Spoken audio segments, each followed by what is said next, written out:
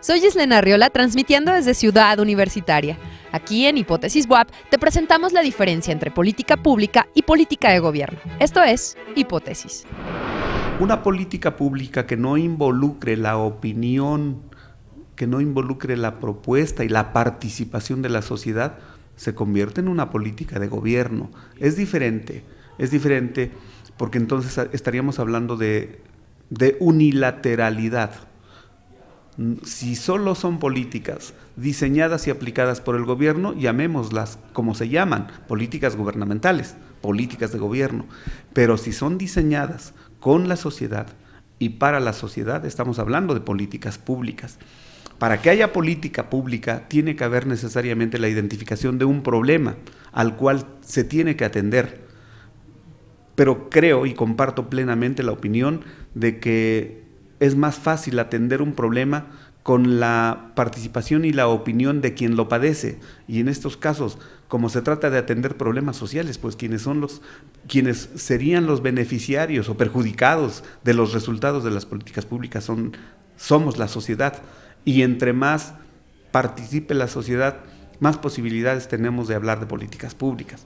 Si no, estaríamos hablando de políticas unilaterales, centralistas, gubernamentales, pero no de política social. Alguien decía que es mucho más fácil y lógico administrar una empresa coordinando 4 políticas de personal, políticas comerciales, políticas financieras y otra por ahí que se me olvidó. Administración por políticas. ¿Hasta qué punto esta administración por políticas puede pasarse también al campo público? Para los empleados públicos, por ejemplo, que aprendan a administrar por políticas.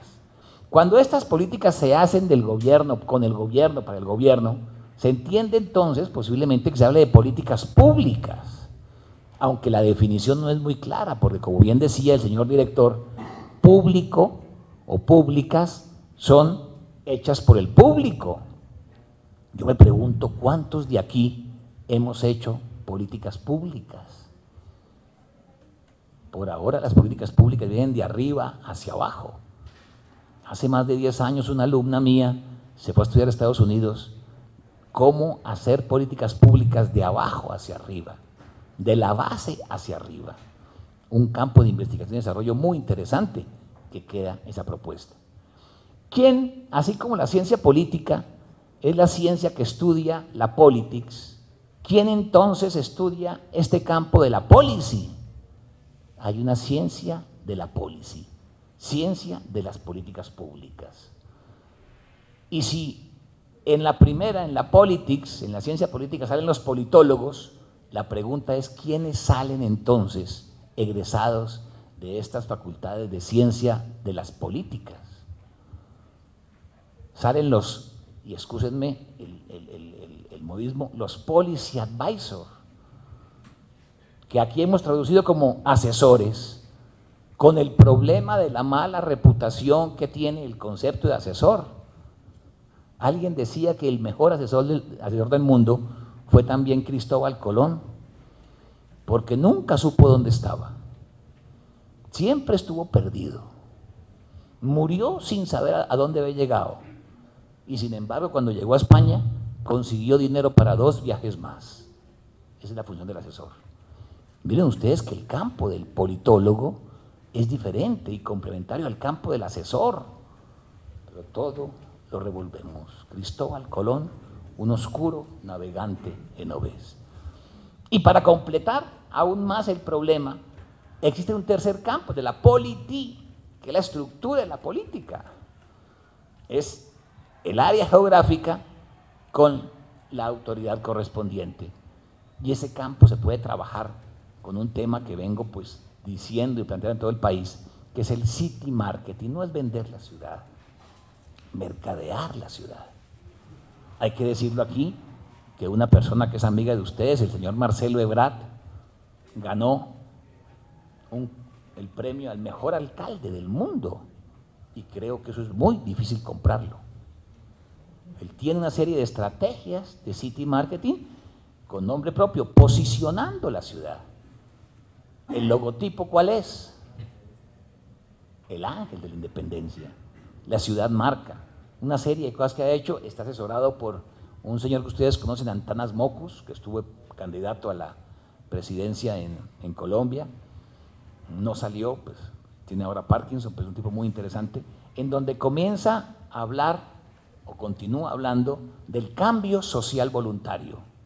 No es mercadotecnia comercial, es marketing social con todo el cambio que eso representa. De esos tres campos, politics, polity y policy, el libro específicamente trata del segundo campo, pero no puede en ninguna forma olvidar los otros dos.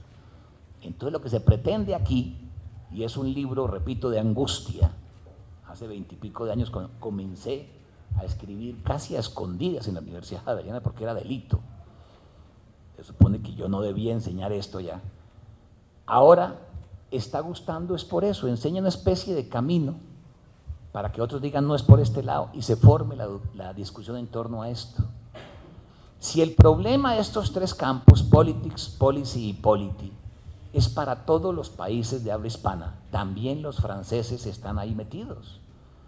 Sin embargo, y para hacerlo muy doloroso, tenemos un enfoque, una propuesta anglosajona de política pública para América Latina, pero bueno, ahí nació la política pública. Pero horror, ya hay una propuesta francesa de política pública para América Latina. Entonces la pregunta es, bueno, pero ¿dónde está la propuesta de nosotros, para nosotros? ¿Y quién la debe hacer? Yo llegué por coincidencia a estas tierras y estoy seguro que la propuesta debe hacerse desde aquí, desde México. Créanme que nosotros los de América Latina estamos mirando para dónde agarra México. La influencia de ustedes es muy grande. Más aún, la responsabilidad de ustedes, jóvenes y profesores, no es solo con México, sino con los países de América Latina. Este fue un tema de hoy, pero como la presentación de este libro, en lo sucesivo habrá muchas presentaciones.